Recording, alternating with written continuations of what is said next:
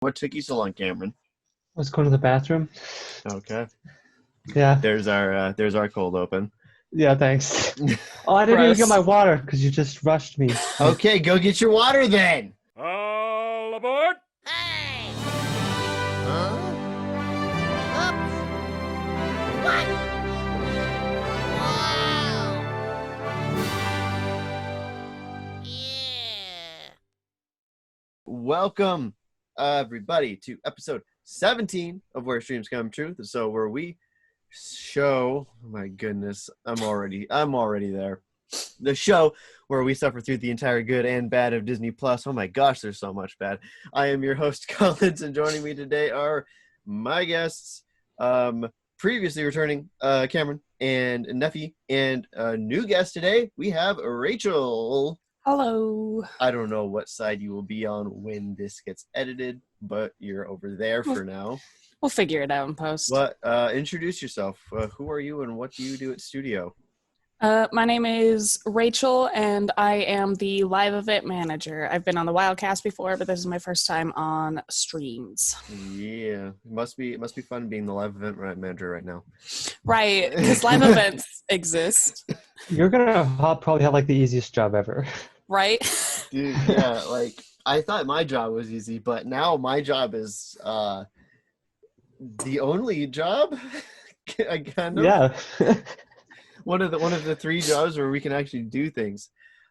So this week we watched My Dog the Thief, the 1969 film released as 2 episodes of the Magical World of Disney TV show by director Robert Stevenson. That is why it keeps fading to commercials. I was wondering why there were commercial breaks in a movie. Yeah, it's because Also, it's actually whenever I looked it up, there was like a part 1. part 1 and part 2. Yeah. Yeah. I was like, what's going on here? It aired on 2 weeks of it's an anthology show. Walt Disney did a bunch of those, like the Disneyland show and This Was Magical World of Disney. I am starting to get a migraine. This is going to be a fun episode. I took some drugs beforehand. Let's hope that they kick in. Is it the good stuff? A traffic reporter for a local radio station gets a ratings boost when a St. Bernard stows away in his helicopter. But the furry kleptomaniac gets them both in deep trouble when he casually lifts a $1 million necklace from a team of professional jewel thieves. This program is presented as originally created. It may contain outdated cultural depictions. We'll talk about that later. I didn't catch any glaring ones, but I didn't catch any at all. Big. Nothing big. Just like, I don't know. There were like general 60s stereotypes, but like, Yeah, that was pretty much it. I think I would say that this has a similar fault to the Crimson Wing in that the cultural depictions fault was the lack of cultural depictions because this movie had only white people in it. I'd have to watch it again to pay attention, but I believe there were only white people in this movie. Yeah, I'm pretty sure. Yeah. So there's that. So we'll start with our initial thoughts. Have you seen this movie before? I don't know why you even asked that for this one. And what was your experience watching it for the first time? We'll start with our new guest, Rachel. Just your The answer is nobody has ever seen this movie before, ever. And I like, it wasn't bad. It was okay, but it was kind of not boring, but like weirdly cliche in a bizarre way. Where it's like, of course the dog steals the yarn from the neighbor or whatever. It's in the same category as Air Bud in my brain. Well, Oh yeah. this came up before Air Bud, so does that mean It's it's a not precursor. cliche because it's... They the 60s had their own wave of weird animal movies, but they didn't talk, where there's like this and Shaggy Dog and That Darn Cat and the sequel to Shaggy Dog. And I say by extension, Absent-Minded Professor and Son of Flubber. Cameron, how about you go next? You were on a roll there. When? I don't remember ever being on a roll. You were on you were on more of a roll than the rest of us. Oh, okay. I don't know. I've never seen this movie before. This movie is longer than it feels longer than it really is, but it's funnier than I thought it would be. Okay. Yeah, there were some moments where I laughed and I was like, what, did I just really laugh at this movie? Same. I think there were about 2 moments, maybe 3, where I laughed and I was like, "Wait, I just laughed at this." Yeah. Neffy, what are your initial thoughts? I thought it was okay. I thought it was a fun little movie for 1969. I mean, I thought it was so funny how the intro was like, I don't know, so not The intro was nice. so long. It was so Oh my sitcom-y gosh, that for the intro. time. It was a Oh. whole music video. Yeah, it was. And it wasn't even It's pretty credits. funny. Like usually they I would saw do credits I over saw that a stuff. review that said that it opens with a short film, basically. Yeah, A good example and- of not of like putting all your exposition right in the beginning instead of like putting it out in little bits throughout the movie. They're just like, nope, there's exposition. Look, this Yeah. dog steals stuff. Hmm. What more do we need to say? We've got an Yeah. animal that's got a gimmick. Saint Bernards were very popular for a hot second there. Got The Cujo. editing was pretty good. Because they're good boys. I didn't know Cujo was a Saint Bernard. Is Cujo a Saint Bernard? Yeah. I'm not sure. I thought he was a different type of dog. Yeah, I'm gonna go look this ahead up. and look up what kind of dog Cujo is. Anyway, my initial thoughts. I've seen a lot of these. I'd call them shovelware movies in the sense of like, if you remember the Nintendo Wii, how just anyone and everyone thought they could make a video game and put it on that stupid console. It's like that, but the 60s with Disney. Like, I've seen every single Herbie movie. I've seen Blackbeard's Ghost. I've seen all of those crappy 60s movies. Or to a certain- Hey, Blackbeard's Ghost is a good movie, though. Okay. I think it's a good movie. It's fine. This is the bot. This is like F tier 60s Disney. I mean, it was released as 2 parts of a TV show, so I guess in that light, it's not that bad. But then again, like Magical World of Disney also had Absent-Minded Professor. Actually, I know I don't like that movie either. I like Subtle Flubber, the sequel, but I don't like the first one. Yeah, I just don't like the vibe of any of these movies. And you've got all these the character actors, I mean, who play like the same type of characters like these two. And like the boss, he plays that character a lot, and the 2 goons play like those. Anyway, let's move on. Before we get into the full review, today we have a cross promotion to read off with the My Disney Brain podcast. Not an ad, just 2 podcasts helping each other get views. The My Disney Brain podcast is a wonderful and exciting way to stay in touch with all things Disney, from vacation trip planning to park and construction updates, movies, news, and so much more. My Disney Brain provides a plethora of information on vacation planning, specifically for Walt Disney World in Orlando, Florida. Join us each week as we launch new podcasts, new blog posts, daily Instagram and Facebook posts that keep the magic alive in each of us until we can get the theme parks again. Make sure you follow us on social media and subscribe to our podcast and blog. We love Disney, and you'll love us. Thanks for listening. We'll see you soon. I've listened to the most recent episode of their podcast before doing the cross promotion, and I've only been to Disney World once, and the most recent episode was an interview with a Disney travel agent, and I found it very interesting and just fun to listen to in general. So if you listen to this podcast and you like Disney, go ahead and check them out. And if you are coming from their podcast to ours, because I believe their next episode comes out before us, welcome. And I'm sorry if you're disappointed by this being the first movie that we're talking about for you. You can go listen to the backlog or just movies that you've seen or whatever.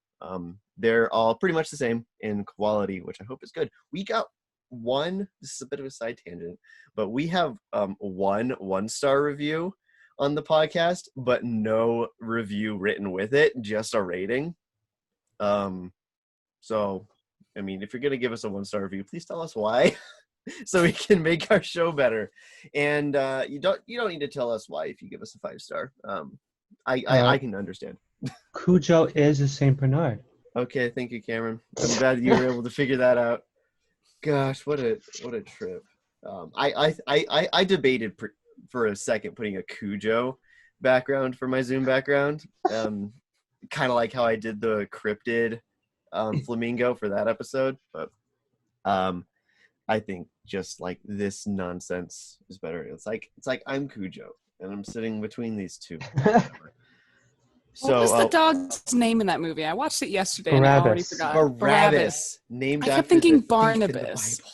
Bible. I remember it because the whole song was like, Barabbas, Yeah, I remember. Like I watched this He's with the my dog that dad. steals or whatever. It was a new experience, and he turned to me. He's like, Barabbas? I'm like, yeah, like the thief in the Bible. Which I mean, like, I guess he's a thief. He's also like a serial killer, but that whatever. This dog also kills people off screen. Yeah. I mean, he does pull a gun on someone at one point, but we'll talk about that when we get to it. So this full review, I made a lot of edits to it, but the original summary comes from dvdizzy.com. So thanks to them for being the only person to write a review of this, because Yeah, I am not typing out the plot. I do not have time for that or the patience. this movie doesn't exist anywhere other than Disney Plus. No, you can't even stream it on Amazon. You have to buy it as a Yeah. DVD or VHS So on awful. Amazon. I had to give Cameron my login for Disney Plus so he could watch it, because he's been able to get through not using I know, I had to steal my dad's login. not using the premise of the show to watch things, but that's fine. He's got it now. So the film opens with a Barabbas, the enormous Saint Bernard, I guess regular size Saint Bernard, they're all enormous, who is introduced in the opening credits to the tune of That Dog Barabbas, penned by Terry Gilkyson, who earlier earned an Oscar nomination for The Bare Necessities from Jungle Book, which I feel like is Oh. a step down, writing Bare Yeah. Necessities and then writing That Dog Barabbas for this. Whatever. His opening montage establishes a backstory for the chief canine character and filmed without any cast member who shows up later on. The gist of it is that Barabbas, oh my gosh, I almost said Barbosa, is a kleptomaniac.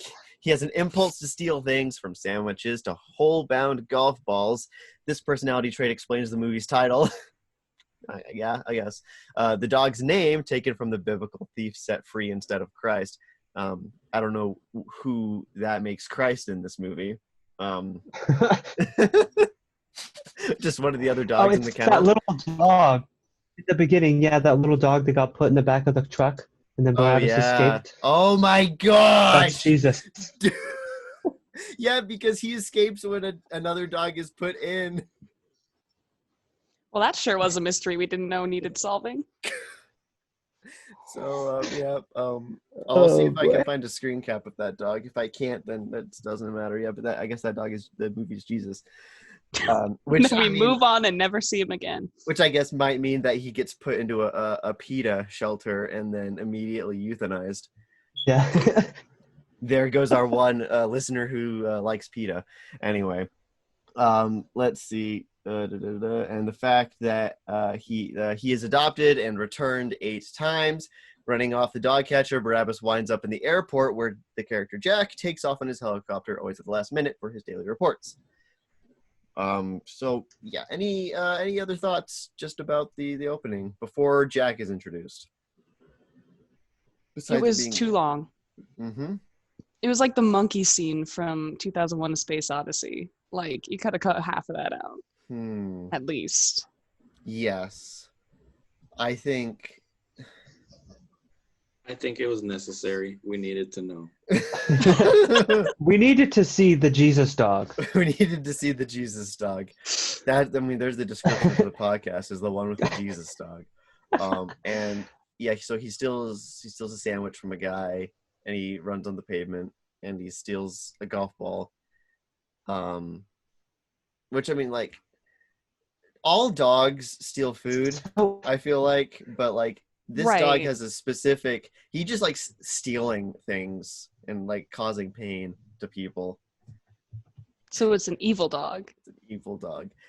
And there's like the angry mob that shows up without any voice dialogue, just miming, yelling at the guy, and the cop's like, "You gotta get rid of that dog," and so he sends him to the shelter, and then he's immediately able to be adopted again later. Which, I mean, what do you do with a dog like this at that point? Is there like a dog prison where it's like this dog? No, I think right. that's the pound. It's too dangerous to be adopted, like in Lady and the Tramp. Oh, never mind. In Lady and the Tramp, the room where no one comes out of is just where they get adopted from. So, I guess yeah. And whatever, Saint Bernards. This movie felt like to me at one point that they had a helicopter and a Saint Bernard that they only had like 3 weeks to use, and so like, okay, we got to make a movie using a Saint Bernard and a helicopter. Right. There were so many elements to this movie that I would never have put together. Why was he a traffic reporter? Why was he the one flying the helicopter instead of having a co-pilot? It's probably not safe to be driving like this and then looking out. And It's like, 'cause at the end, there's the new reporter. Spoilers is, I don't know what the character's name is, and then he also has a pilot. Yeah. Usually I mean, he's not wearing a helmet. He's not wearing a seatbelt. It's the 60s. Well, that's also the 60s, yes. Yeah, Right. like when they're in the car, seatbelts weren't really a thing yet. So another thing I noticed in the beginning is there's like, to put it crassly, there's no foreplay. They just kind of jump right into the dog stealing. And I was like, what's going on in this movie? Like, hey, why beat around the bush? And The you got- title is My Dog the Thief. There is a dog. He is a thief. What more do you need to know? We've got a song about how much of a thief he is. It's 5 The minutes song- long. Ready, go. The song describes what's happening on screen, just in case you are either blind or not paying attention. I was the second one. It's like, oh, what's he doing? And the song's like, he steals a hole-in-one ball. Okay, thank you, song. Thank you, song. Now I Need that song in understand. my life. Just have a song Narrating narrate. everything I do. Yeah, it's like like 2 seconds after it happens. so Yeah. bad. I believe that's everything we can squeeze out of that part. The human protagonist of this outing is the extremely milquetoast, in my opinion, Jack Crandall, who could have been played by Dean Jones, Roddy McDowall, or perhaps even on the cusp of manhood, Kurt Russell, but is portrayed by Dwayne Hickman, best known as the titular teen of the fondly remembered sitcom The Many Loves of Dobie Gillis.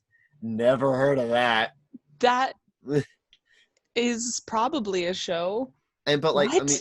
I mean, I agree with what it said before there in the parentheses. Like, this could have been a Kurt Russell character. It could have been any of those other characters who were popular in the 60s.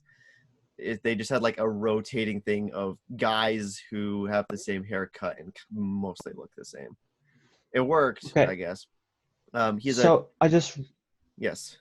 I just read my notes, and we missed something in the beginning there. Yeah. So there's a point in the song where they explain why he steals stuff. And Oh. the reason is that someone once stole his bone, and so now he just steals everything. Yeah, it says that he's like taking revenge on mankind. So this is a dog with trauma. It's a Yeah. vengeance. It's a vengeance dog. He's an anti-hero. No, he's Like, just a villain. There's nothing redeemable about this dog. When does he help aside from pointing a gun at someone?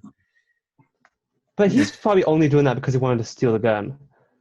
Probably. He wanted the necklace for himself. I want Yeah. like there's that one channel that did an edit of some of the scenes in Home Alone with blood splatter and stuff. Yeah. I want to see an edit of that scene where the guy's like, "Oh, that could go off," and he just like bark, like go right through the guy's head. Oh no, Barabbas! Anyway, Jack is a traffic reporter for Southern California radio station KPAE, whose dull broadcasts leave listeners quickly reaching to find a different station. This is depicted in an amusing sequence early on, but Crandall's boss, station owner PJ Applegate, played by Joe Flynn in the type of role he consistently played for Disney, is seriously considering firing him if Jack can't somehow spice up his chopper reports. Not too much of a scene there. But I Yeah. read a paragraph. There is the one thing that stuck out to me as the depictions of whatever in that scene where Applegate was talking to him about, I'm going to fire you. And he was Yeah. like, there's only 2 things in this world that I think are as dull as your report. Oh, yeah. my One, gosh. My wife. I was like, there it is. And then he said, 2, her mother. And I was like, oh, a twofer. Yeah, Hating oh, the I mother-in-law. I can't believe I forgot that because it was the exact same thing for me because I was like, I don't know if there's any like outdated depiction in this. And then he says like, one, my wife. And I was like, oh, no, there it is. My wife. My wife. And later you get the, why are all women concerned about the future? Gosh. Yeah, like I was actually talking I had this thought when I was watching Antiques Roadshow. Don't judge me. It was on and the Wi-Fi was down and it was the only interesting thing on somewhat. It's Was always it Antiques on, Roadshow? though. Was it Antiques That's true. Roadshow? Was it a Yeah, roadshow that where dealt with someone was like, and turns out this thing is valuable. That'll show my wife, ha ha ha. And I'm like, why is it such a popular dynamic even now to have a husband and wife hate each other? Like, Right. why If is you hate your wife, why did you marry her? Yeah. I know. And this is like, my wife is so dull. Then why were you attracted to? I don't get it. And like, Drink I your mean, respect the women juice, ladies and gentlemen. exactly. Drink it every single day. And brew my coffee with it. Chaser with coffee so you stay awake to remember it. I don't want to go any further tangent with that. Where was I? They were in the Yeah, he's helicopter? boring. Yeah, he's in the helicopter and he's boring. And everyone's like switching their radios off, which is fun to see some of those old radios. Yeah. I like the one hanging from the rear view mirror. Yeah. That one was That was- cute. It doesn't attach. It's not attached to your car. It's It's just, just a you just radio. gotta hang in there. While Jack is reporting on highway congestion, Barabbas resurfaces inside the airborne workstation. This curveball has Jack freaking out, but somehow drivers who haven't already tuned out really take to the mishap and the play-by-play that evolves from it. Even without visuals, the idea of the calm reporter being unable to outmuscle the mischievous Saint Bernard draws interest in many enthused phone calls to the station. Having saved his job, Jack reluctantly agrees to take on the dog as a pet and co-pilot as KPE as genuine phenomenon on its hands. A thought occurred to me. So, I was confused real quick. yeah. When like they're like, yeah, we've had people calling into the station about this, and I was like, huh? But it occurred to me. This is calling into the station is the pre-internet comment section. Yeah. Where they would just call in and be like, is that a real dog? And stuff like that. And I thought that was funny. Cameron, what were you going to say? They have some pretty crazy stuff. They showed like a little bit of some of the calls. And I remember one of them was like, the lady was on the phone and she's like, no, the dog cannot talk about their political standing or whatever. It can't endorse a political candidate. Yeah, that's what it was. It's like, what? That seems like a last minute joke in the writer's room. Yeah. But it can endorse a dog food brand, which That was a mess. I don't really have that in the recap. I don't know when that part happens, but we can talk about that. We're like, it's like grow food, dog food or something like that. Grow well, I think. Grow well, yeah. Where this is very 60s Disney, like there's a sponsorship that the dog is going to sponsor a dog food brand, and like he takes a picture with him, and when he's pretending to be Barabbas up in the area, has everybody like honk for the dog, and like everybody's honking. I don't know, it's weird. It's weird and it's dumb, and I don't like it. He gets the barrel around his neck, like you see in Nephew's picture, which I also don't get.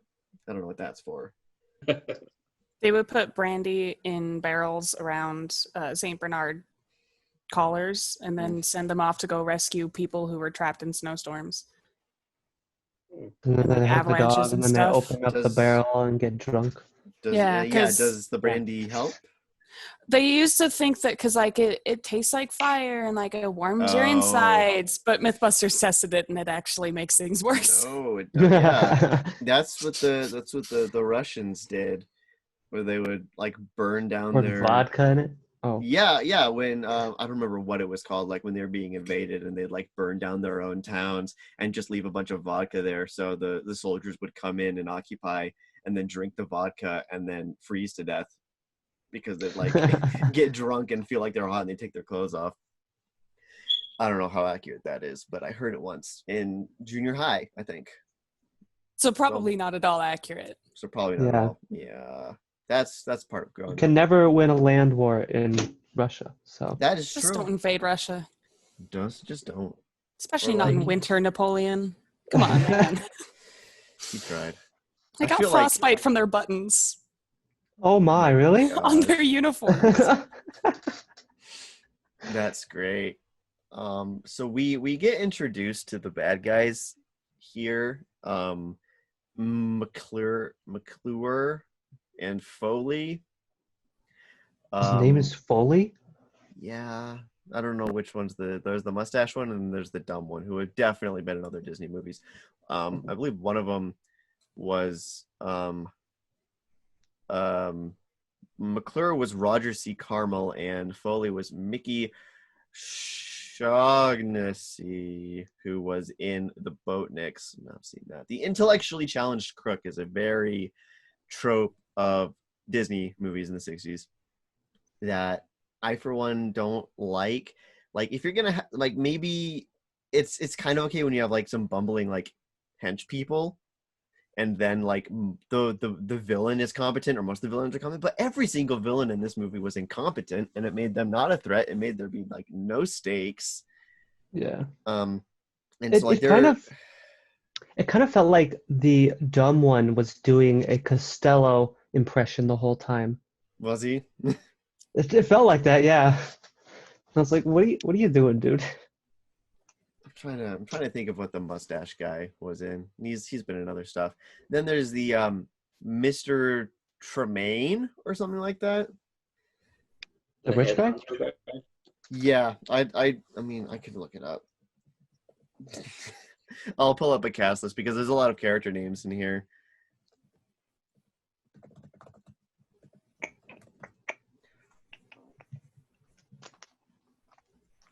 This is season 16, episode 2. Looking at Cujo. Not Mr. Pfeiffer, not Lieutenant Burrows. Mr. Travell, played by John Van Droleen, who was doing a European accent. It seemed like every line he said was a different part of Europe. Like there was one, like sometimes he would sound Russian, sometimes he would sound German, sometimes he would sound British. I don't know what he was going for, but it was all bad. And he sends the two guys to steal a necklace from a place that is never explained, except for that it's worth $250,000. It had like whenever they talked about the necklace, they talked about like where they got it. It was like Yeah, a mansion. something Grove or whatever. the Cosgrove, Yeah, and they, like- the Cosgrove necklace. That's Yeah, that's what it is. Yeah. It's like, why didn't you just call it the necklace? Like, It feels like it's adding an it's not from unnecessary. Cosgrove anymore. And like Cosgrove never shows up, and it's never Yeah. explained. I don't They know. probably just thought it sounded cool. The Cosgrove necklace. Like they could have had like a thing before of like, oh, the famed Cosgrove necklace is in this place for a gala or something. But no, it's just like at someone's house. It's in a hotel, isn't it? Because like they say like, there's the hotel when they pull up and they're listening to Jack on the radio. And he's like listening to the radio while they're heisting it. And Yeah. And they heist it. yeah. And they Put it into a thermos. They put it into a Thermos thermos. that I have that thermos. It's a signature thermos. Like it's the same same plaid on my thermos. They put it into a lunch box. So hopping back and forth in time, because the timeline of this movie is difficult to parse out. As if there weren't enough gags born from this unlikely workplace scenario, the movie provides plenty more in its depiction of Jack and Barabbas outside of work. At home, the pair must deal with a landlady, Elsa Lanchester. Oh my gosh, who- I love her actually. She's in Mary Poppins. Yeah, and then Blackbeard's ghost as well. Yep. I couldn't think of what I recognized her from while I was watching the movie, but right now it hit me that she was in Mary Poppins. who has an allergic cat and a strict no dog policy. A cat that's allergic to dogs. I've never heard of that. I don't think that's real.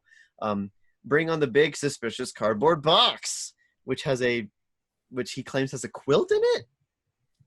Yeah. Several was quotes or something like that. It was A really like a heavy big quilt. old blanket that his aunt made him. And he takes it with him everywhere he goes. Mhm.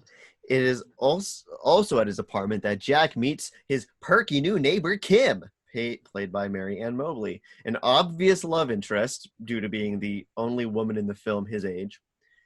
Or I guess one of the only two women in the film. Period? Besides like the I think opening so. montage. I mean, she's the only named female character in the entire movie. And Well, it's it's just her and the landlady. Yeah, the landlady's the- like Miss Thromby or whatever. Oh yeah, we totally find out the landlady's name. Which does Um, actually show how low of a bar the Mrs. Bechdel Formby. test is. Oh, Oh, yeah, yeah. This absolutely. I This- keep forgetting. I want to add into the information and statistics. I want to start adding like, does this movie pass the Bechdel test and have like that on the does. rating? This one does. Yeah. Oh my unless gosh! you count the dog as a man because it's technically a boy Well, dog. But when they I don't first think enter, they had a conversation just about the cat, and that was it. Okay, this movie Right. passes. Yeah. It also Interesting. passes the sexy lamp test, which is my other favorite one. If the female What? character can be replaced by a sexy lamp and not change the plot at all, Oh, which Yeah. many movies don't pass. Whoa. yeah, you're not wrong. You're not wrong. Jeez, that's She's depressing. like actually somewhat competent and like does stuff though. It was Yeah. surprisingly a well-rounded, good female character in this movie. Let's She had a see. backstory at all. Yeah, she is an aspiring fashion designer. Well, they didn't really give her any good points there, traits, I guess, because you're like, I want to be this fashion person, and then she's like, I'm starting as a secretary. Okay. right. I mean, it was Receptionist. still 1969, Yeah. so you can't win them all. Was the impression supposed to be that she is wearing the clothes she's designed herself? I don't know. Wasn't she designing like sportswear or swimwear or Oh something? yeah, it was sportswear. Summer wear? Oh, Although I mean, sportswear in the '60s could be a blazer, and It's true. They had weird trends. they sure did. Let's see. She's an obvious love interest, though Barabbas's nature ensures there will be a number of obstacles to overcome as Jack stumbles to explain stolen items instead of revealing his pet, which really only happens twice. He goes over and he steals a ball of yarn, which just trails over to his apartment and makes him look. She calls him a kook when she really should have been calling him a creep. Like, oh, is this some sort of prank? You broke into my apartment and stole something. yeah. And destroyed it. Him. I think kook was a stronger insult in the 60s, though. Yeah. Kim, he's a scary person if he is breaking into your apartment. Right. And then he like gives her some like champagne and a thing and wants to make up. But then I almost called him Cujo. No, Barabbas steals Cujo, the that's champagne Cujo. bottle, drinks an entire bottle of champagne, which makes him drunk for like a quarter of the movie. And he tries to explain that, and then she hears the bark, and she immediately covers for him when the landlady comes in. Which, like, the no dogs policy does have, I'd say the one real funny joke in the movie is finding out at the end that everybody has been hiding a dog in Is the that what apartment that complex. was? Yeah. I thought yeah. it was just every dog from around town. Yeah. Kind They of. kind of like busted every door. But they're like also coming like out of the elevator and stuff. I assumed yeah. it was because everybody was hiding a dog from her. I'm not sure which is more. I think that would be more funny. That's how I interpret it, at least. Or like she's just been so bad at catching dogs, everybody's been hiding it from her. So that's actually where my write up ends. So we're just gonna have to feel our way through the rest of the plot. Okay. Well, this So- kind of brings up one point. Yes. It made me so mad that he would continuously not look at Barabbas. He would like leave him alone continuously, and I'm like, stop leaving your dog alone. He's Right, obviously after- going to go off and steal stuff. After the first time, I would be like never letting him leave my sight ever. Like, what are you doing? Every time they turn around, have a full conversation, and then turn around, they're like, "Where did he go?" I'm like, "He's a Saint Bernard. How do you lose track of him? He weighs as much as me." Huge. So during one of his outings with Barabbas, Barabbas has to go to the bathroom mid-flight, and so he lands conveniently right where the bad guys had taken a detour that he suggested on the radio. And Barabbas goes to the bathroom, and then he steals the necklace inside of the lunchbox.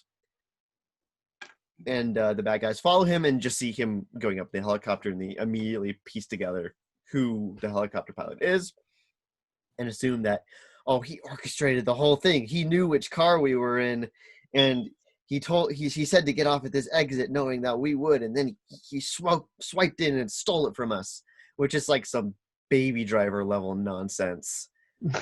Trained his dog to steal things, which I guess they technically did for the movie, or just trained the dog to pick things up. That's probably what it was. Yeah, his handler was like 2 feet away behind the camera. Or they like what's the dog version of catnip? Like coat it in like bacon sauce or whatever. I don't know how dogs work. And like it would just pick things up. And it doesn't take the necklace with it. It just like gets distracted, puts it somewhere, and then goes back to the helicopter. The bad guys tried to steal the dog a few times. With some they like track him down to his apartment. Yeah, and then they're like watching, and he's like, "Oh yeah, he's keeping him trained by having him spy on the neighbors." See, and then like they see him put something in the neck cast, and like, "Oh, that must be the necklace. Put it on the dog." And it was the dog license, because that definitely looks like $1 million necklace. My goodness, there's a piece of paper. Jack and Kim go on a date. On a walk through the park, and oh my gosh, this scene made me want to die. The stupid little kid? Yeah, the stupid little kid. Where they're trying to get the dog, and he's like, "I've got him," and he puts the thing around his neck, like, "Whoa, it's me! I can't run!" And then he smacks like chin first into a seesaw, which should have broken his jaw. Yeah. And the kid's like, "Hey, mister, can you do that again? My sister didn't see it." Smack that kid. Yeah. Child actor did his best. He was like smirking the whole time, which really irked me. Jimmy, stop looking at the camera, Jimmy. Yeah. My sister didn't see it. Did I do it right? Yeah, and then that was and then they look at each other like, and then they get back, and when they another really stupid joke, they go to a diner and they're like, "We'll take a Coke and a coffee or whatever and 15 raw hamburgers," and the guy's like, "Okay, this is." Did you say 15 raw? Yes. 15 rare hamburgers. And she was like, raw hamburgers. And you can hold the buns. And they look at each other like, tee-hee, this guy thinks we're crazy. Go to a supermarket. Go to a butcher. Yeah. And they had the stupid crap where, like, they lured Barabbas into the... Oh, with the girl dog? Oh, yeah. And he's like, "We've got Mother Nature on our side." And they open up, and there's a female. You know, it's a girl because it's got a bow on it. It's got a bow on it, yeah. Mm-hmm. And he's just like, "Oh, girl." And he hops in, and then they sleep next to each other. Wink. Next to each other, yeah. Oh, no, thank you. Disney, I don't want to think about those implications. Oh, I was telling my sister that this surprisingly passed the Bechdel test, and she asked if it also passed the Duvernay test, which apparently is named after director Ava DuVernay, I believe I'm pronouncing that right, and is the Bechdel test for people of color. If people of color have one conversation that is not about supporting the white lead, this does not pass that because there are no people of color in the entire movie. It's not even. Yep, fails hard. And so they capture Barabbas, and they can't find him, and they've got 15 raw hamburgers that they have to find something to do with. That can't Right, be they just never bring that up. Just leave that in your car and let it rot. It's fine. Yeah. I wonder how much money that cost them. And he gets. I don't even remember them leaving the diner with it. Mm-hmm. Well, they had the 2 bags, which I'm assuming one had the hamburgers in it. Oh, okay, yeah. They were just like paper bags, brown paper bags. And they get home, and he can't find Barabbas, and he gets a call from his boss, the guy that the CEO of Grow Fast Dog Food, or whatever it's called. It's Grow Fast because it's like GRO. Is going to be listening tomorrow, and either they'll get a sponsorship or he'll lose his job. Which, here's another thing that I wanted to talk about. Is the trope of when he's like, the things I'll do to keep a crummy job, which I don't know if that's a critique of capitalism or what, but the idea of like the main character doing a lot to keep a job that they despise. I don't even see how that's a crummy job, though. Like, yeah, I mean, you right? It seems like fun.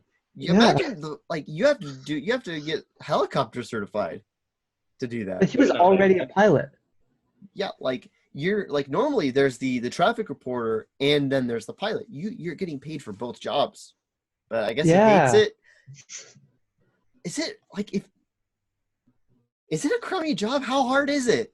You go up once a day, you say what the traffic is, and then you're done for the day. Mm-hmm. He works like 2 hours a day. Yeah, that doesn't seem like that difficult of a job. Okay, whatever. Crummy job. And then he's like, what are you gonna do? Well, I guess you'll find out in 3 hours. Is my thing. Do you believe in miracles? Does he get the ransom call before or after he goes up and pretends to be Barabbas?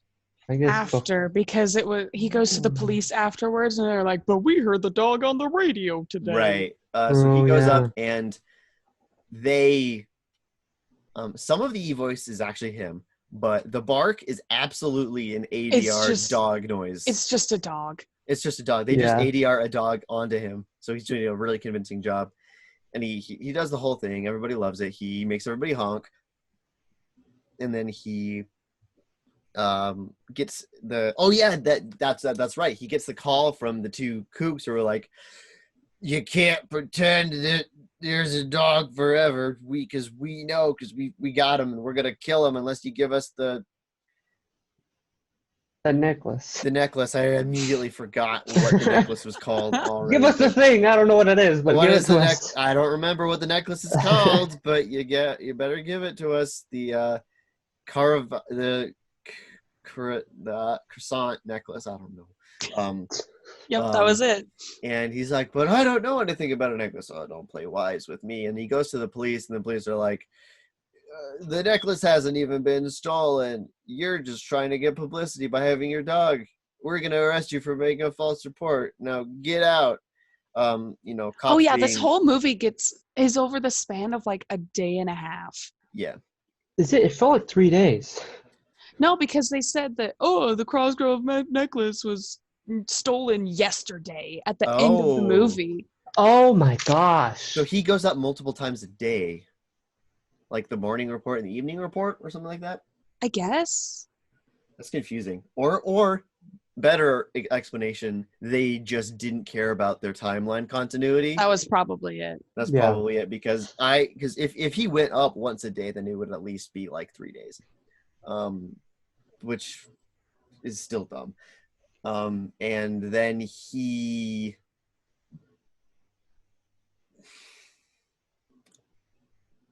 gets another call. That's it. He's with Kim, and he gets another call of the guy being like, "Hello, I have found the dog, and I would like to return it to you." And the guy's like, "What's that accent?" Oh, yeah, that was so weird. Villainous. It's like, "Yes, there's these two men. Come to this address." And he goes to the address, and the guys are there. Like, "Don't bother going inside. It's a trap.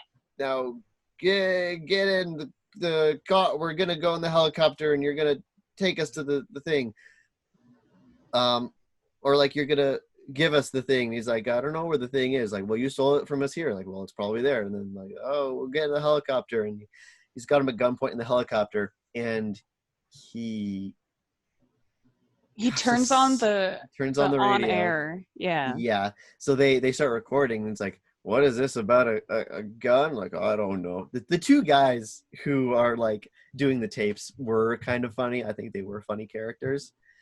And the CEO comes in and is like, "What are you doing recording that crap? The police called me earlier that he's gonna try and do some stunt. We're gonna fire him and revoke his license." Whatever. And when he gets on and he starts talking to them, Jack and Kim just start laughing for no reason. Well, so they were laughing because he was talking in the headset. So they didn't So want they were to laughing to cover up the noise of.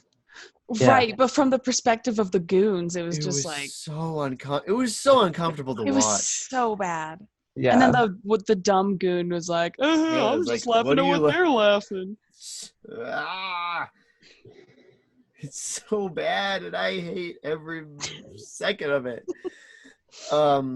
Also, all of those inside the helicopter shots look real are bad. green screen.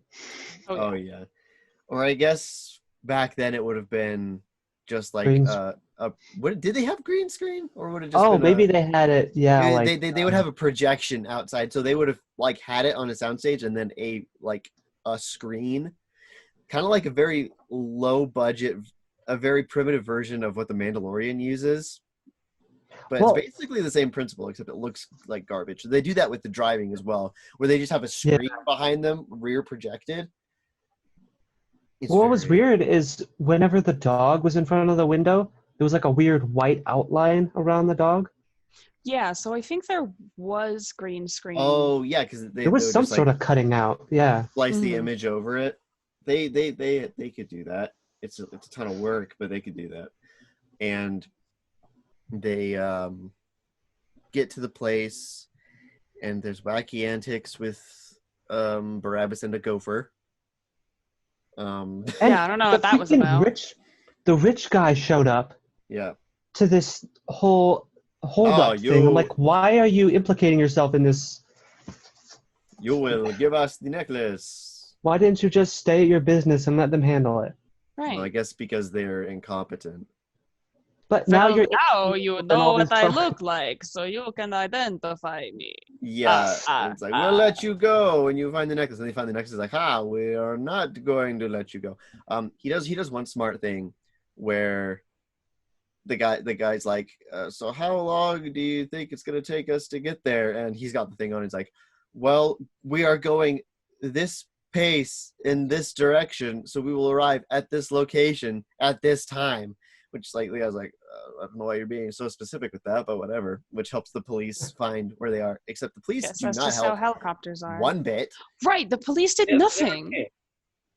Which, I mean, accurate. Fair. And they get the thing, and is there like a police test? Do yeah. police actually do their job in the movie? The police do their job good.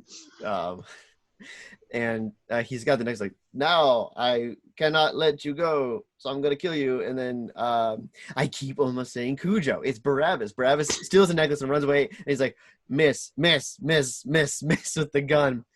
And then the Mr. Traval, or whatever his name is, I don't care to look at it anymore. And then the mustache goon run after him. And then the other goon is like, yeah, you watch those two. And Kim is like, Barabbas, what are you doing back here? And the guy looks away, and Jack, one hit knocks him out. Right, that scrawny little piece of tissue Just paper. boom. And watching that, and my dad was like, "Yeah, right." This movie was so bad at one point. My dad was just like, "I need to watch something else. You can finish this later." I'm like, "Okay." So he couldn't make it all the way through in one sitting, and That way they had to release it in 2 parts. Yeah, he knocks him out. Yeah, probably. Does not take his gun. Yeah. And they just run back to the helicopter. And the one like high mark I will give this movie is the nuts helicopter stunts that they do during the sequence, where it's like chasing the car and weaving in front of it and like kicking up dust. Like they got a really good stunt pilot. Yeah, whoever they did do that stunt pilot was amazing. Like maybe that was the reason they made this movie. Yeah, like, hey, we got this ace stunt pilot. Like, okay, we're gonna have him in 3 minutes of the movie. He also has this really cool dog. Use the dog. Use the dog. And I mean, yeah, that was really cool. The helicopter stunts, and like I think they had like some sort of or something. I don't. Some of that definitely couldn't have been like when it's kicking up the dust and it's flying in front of the car. Well, there's like some top-down shots that look a little weird. They might have used minis for that, but there were like the stuff that was real helicopter was really impressive. Like even when it's like when he's like wrestling with Barabbas in the air and it's like weaving around and stuff. That's a real helicopter. Mm-hmm. That was pretty impressive. And so like he's like kicking up dust, waiting for the police to get there. They crash. Yes, they crash. They crashed the car, not the helicopter. They crash the car, and then Barabbas jumps one of the guys in a really weird shot where he like jumps over the camera. And a shot goes off, and you're like, "Oh no, did you shoot Barabbas?" Except no one's really doing that because it's a movie. And Barabbas is pointing a gun in his mouth at the guy, and I wish I did have a shot of that, but it didn't fit the aspect ratio. I wish I had that instead. And he's like, "Oh, looks like Barabbas has tied this all up." And he points the gun at them. It's like, "Now you're in trouble." And they're like, "No." And then they get arrested.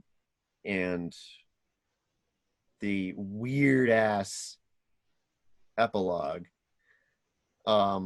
where Jack is now a executive at the dog food company. Okay, that made me so mad. Right, he's a pilot, and he overthrows his executive. And the executive, well, he doesn't even take the executive's job. He gets an executive job at a different company.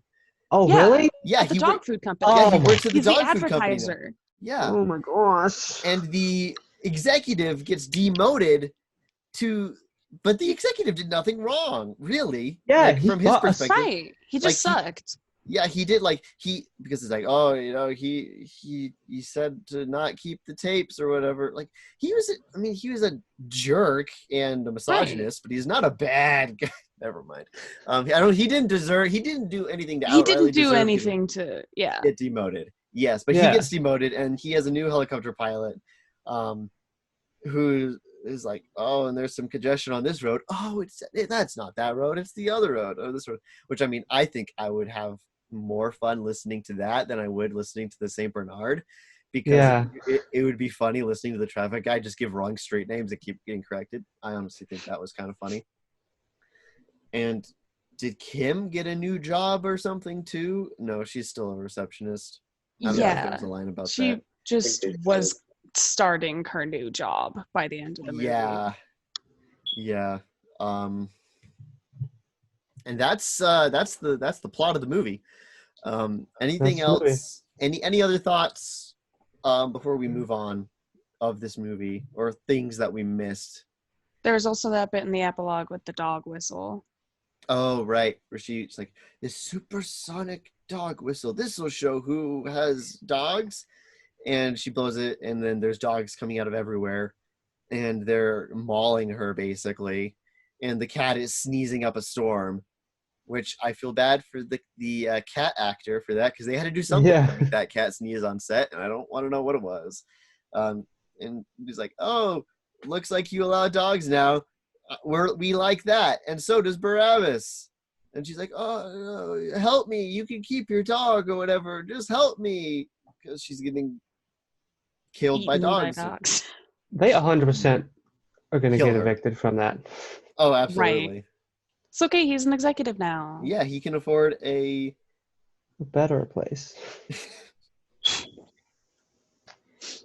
I don't want a side tangent, but I just looked over and the official Twitter account for Grover, the Sesame Street Muppet, just tweeted, "Love being fuzzy and blue."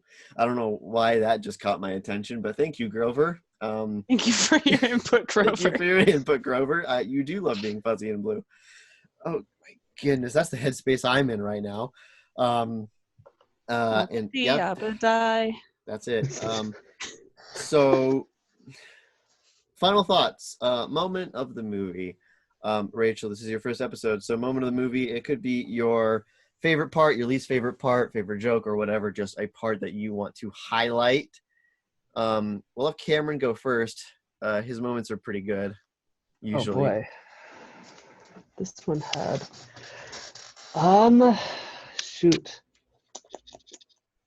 Okay, I'll go first then. Okay. My moment of the movie. I'm gonna nab the stunt pilot doing the helicopter stuff because I think that was the one impressive part about this movie. That's me. Now, Cameron. All right. I think there's really not very many moments in this movie that stuck out to me. The little boy and the guy getting his face smashed against the teeter-totter. I'm going to say the point when he's like driving the helicopter. Is it driving or piloting? Piloting. He's piloting the helicopter and then he gets like the cord like wrapped around his neck. He's like being choked out. I forgot about that. That's a good one. Neffy, what's your moment of the movie? I would say not a moment in particular, but I thought the editing was pretty good when they would cut away to those good reaction shots. I thought that was pretty funny. All right. And Rachel. I just want to circle back around to the dog pointing the gun at the guy because that's that's the most buck wild part of the whole movie. I love that bit. Oh, and honorable mention for the Jesus dog. Yeah, Jesus dog. the Jesus dog who gets arrested so that Barabbas could be freed. It's so dumb. How they made, I don't know if that was intentional, but they made that allegory and they followed it all the way through. Mm-hmm. All right. Let's rank this hot piece of garbage. Let me. It was okay. It wasn't an awful movie. I Well, wouldn't watch it again. It made me not feel like watching TV for a solid day and a half. Oof. All right, so this is where the ranking is sitting currently. And I feel like this is going to be another low ranker, but I'm not sure where. I want to put it at 15. At 15? So under Mom's Got a Date with a Vampire, but above Your Friend the Rat? Worse than Mom's Got a Date with a Vampire? Yes. Mom's Got a Date with a Vampire was... I laughed a lot during that. Yeah, Okay, it was more watchable because this like felt like it was 3 hours even though it was like an hour long. So what are your thoughts, Neffy? I would put it down towards the bottom. I'll put it at underneath number 16. Oh, underneath Santa's Workshop. Oof. Yeah, because I think it was better than Crimson Wing for sure. It absolutely was better than Crimson Wing. So we've got.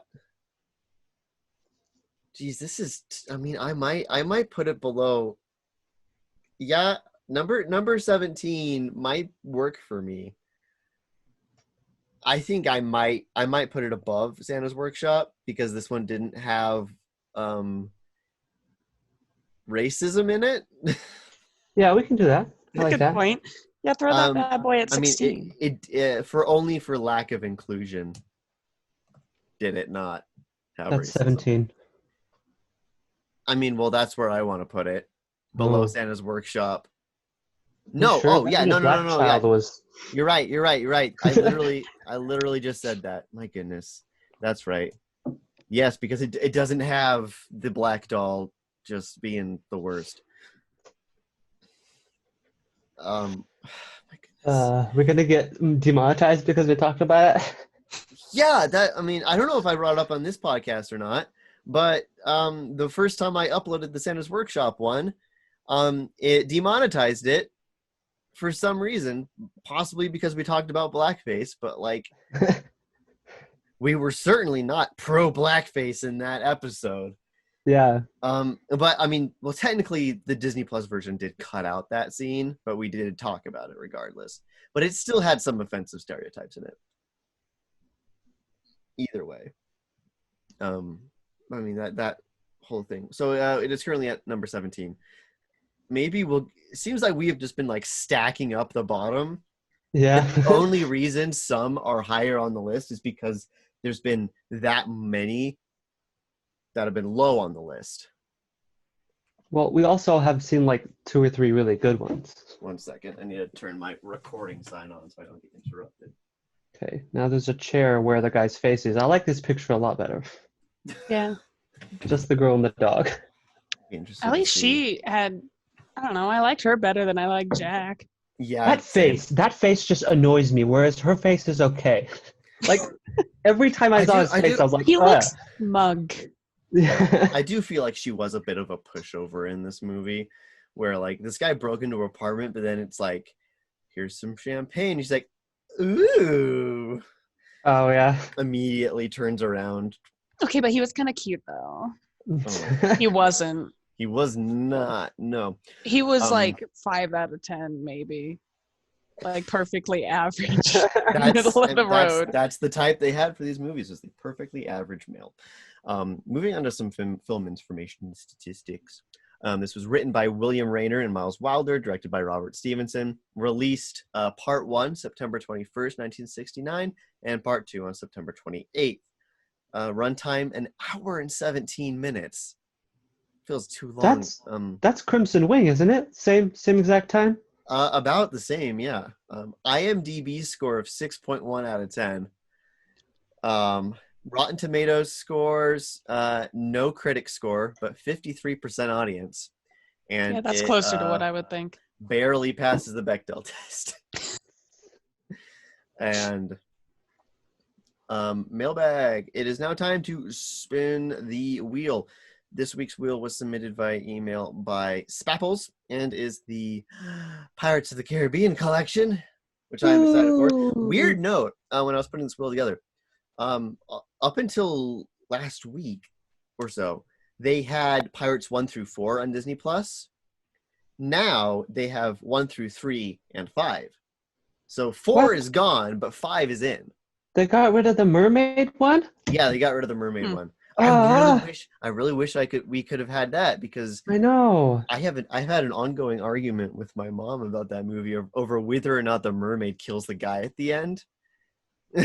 I mean, you can just watch it on your own. Because it's kind of, I mean, it's kind of up into interpretation. Because like he's dying from a sword wound, and she like takes him underwater, and my mom thinks that she's drowning him, but I didn't. I thought she was saving him, but it's a whatever. It's a whole thing. Well, she loves him. Why would she drown him? Okay. Do we have any volunteers to spin the wheel? Rachel, it's your first time. Would you like to spin the wheel? Sure. How do I spin the wheel? The wheel has been transported to your house. All you need to do is walk off screen and spin it, and be sure to yell "yeet" when you do so. Yes, sir. Okay. I'm gonna go spin the wheel. Yeet. Okay, the wheel is spinning. The wheel is spinning.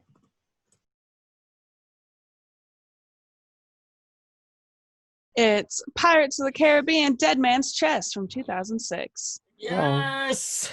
I'm excited. This is the second one? Yeah, it's the second one. And my favorite Pirates of the Caribbean. Yeah, that one's really good. It's Dead Man's Chest. And yeah, so next week we'll be watching Pirates of the Caribbean: Dead Man's Chest. Be sure to watch along Your with us. favorite death. Oh, it's so good. I'm gonna quote this movie the entire next episode. I can quote the entire movie. I'll be talking about the score, everything. It's the best. It's the best Pirates. Oh, it's Hans Zimmer. Of course, it's amazing.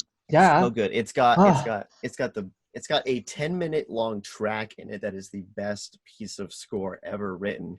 Oh which yeah, no, I love talk that about. song. I know which one you're talking about, and it slaps. Oh yeah, and now I'm not even gonna bother sharing my screen because I already know which wheel we need to spin for the next one, because Pirates of the Caribbean will be episode 19, and we've already discussed that we want the Frozen wheel for episode 20 to mark the 20th. Wait, if this is the 17th episode, wouldn't Parts of the Caribbean be 18?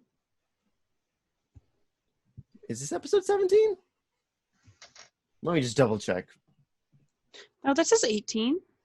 This is You said 17 in the beginning. Well, that's because I forgot to change it on my notes. Oh, so it is 18. Because 17 was Little Mermaid. So episode 18 will be Pirates. No, my gosh. Episode 19 will be Pirates, and then we'll be spinning the Frozen wheel next time, so we can have that for episode 20 to celebrate 20 episodes of a podcast that is a mistake, but I love it.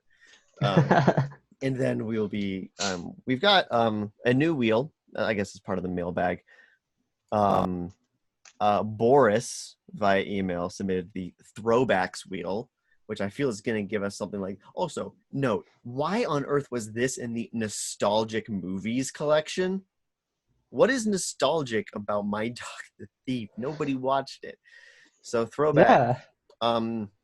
I know The Rocketeer is in throwbacks, so that's a possibility. Oh my I know gosh. someone on Twitter was saying that we should watch The Rocketeer, which I've never seen it, and I'm going to save it for this podcast if we do watch it. So that brings us to the end of the podcast. Thank you all so much for listening. If you liked the show, please review us on iTunes or whatever podcast service you use to listen to, and share it with your friends. If you give us a 1-star review, please tell us why, but please also just don't and give us a 5-star. That works too. We'll be watching Pirates of the Caribbean: Dead Man's Chest, and we'll be spinning the Frozen wheel next time. So stay tuned for that. You can send your reviews or comments to WhereStreamsComeTrue@gmail.com. You can also submit a wheel, such as a category or search term on Disney+. One time we even got the Kurt Russell wheel, which is how we ended up with Guardians of the Galaxy Volume 2. We could have so many better movies. Yes, if you send in a review, you can have it be read on the show.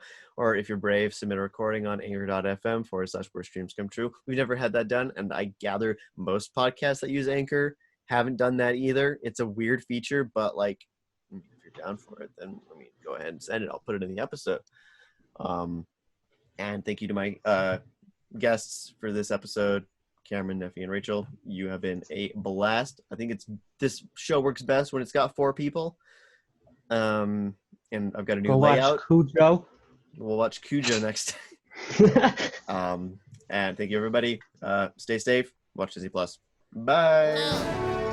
Yeah. All right. Thanks, everybody. I gotta go. Yep.